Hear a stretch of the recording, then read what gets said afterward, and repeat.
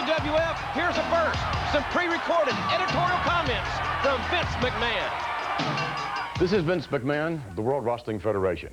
I've always made it a point to refrain from personal commentary during WWF programming, but please permit me this one exception. As many of you know, several years ago, the World Wrestling Federation and I came under a vicious attack by the tabloid media, led by one Phil Mushnick of the New York Post. It's been the equivalent, in my view, of journalistic stalking. As we found out, these stalkers apparently are not interested in the truth, as they have been heard to say in the tabloid newsroom, don't let the truth get in the way of a good story. Mr. Mushnick attempted to give credibility to this type of tabloid investigation by telling his readers the feds don't waste money on witch hunts. Now, most people, myself included, naively believe that government prosecutors and their investigators are the good guys. Unfortunately, I found this to not always hold true. I was constantly amazed at the utter lack of ethics of some of the good guys involved in my case, all of whom had demonstrable ties to Mr. Phil Mushnick. I watched the good guys lie to the media, lie to the judge, lie to the jury. I watched the good guys get caught because they tried to pressure my alleged co-conspirator into changing his prior sworn testimony. I watched as the good guys were forced to admit that they had destroyed evidence.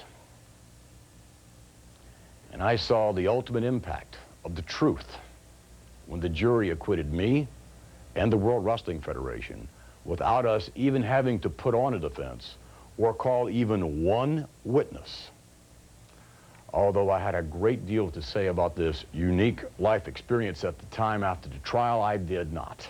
However, recent events compel me now to speak.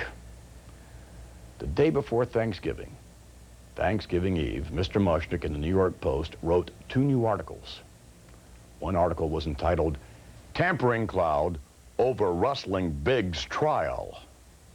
It cites unnamed federal sources as suggesting that Marty Bergman, the husband of one of my attorneys, Laura Bavetti, tampered with witnesses, obstructed justice, and caused a baseless complaint to be filed against the good guys who were Phil Mushnick's cronies with the Justice Department.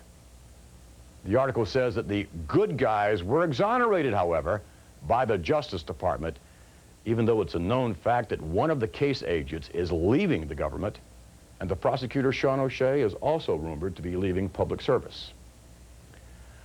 Now, the WWF and I were exonerated by a jury of my peers. None of these good guys have ever been, nor in my view ever would be, exonerated in any fair public hearing as the WWF and I were. The second article actually goes to the absurd depth of quoting the ever-present unnamed sources as questioning the marriage of Laura Bavetti and Marty Bergman. Now, on a personal level, I wish to state that my heart goes out to my attorney, Laura Bavetti, and her husband, Marty Bergman. Laura was an integral part of our defense team, and she defends people with a passion and a vigor that is ennobling to see and experience.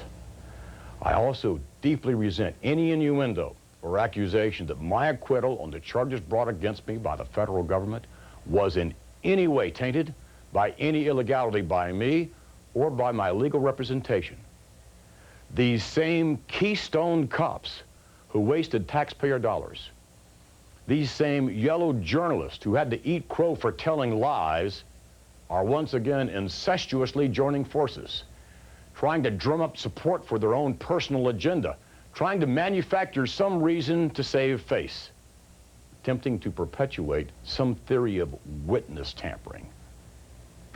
Gentlemen, is that the best you can do? That postulation of witness tampering is about as far-fetched as the charges originally brought against me in the first place. The jury did not believe you then. Why should the public believe you now? Or should yellow journalists conspiring with vengeful federal officials be above reproach? or even above the law? I don't think so. We're back at Bob Backlund campaigning, trying to drum up support for Bosnia, perhaps. Who knows why he's there? Next on Superstar, this heart finds true love.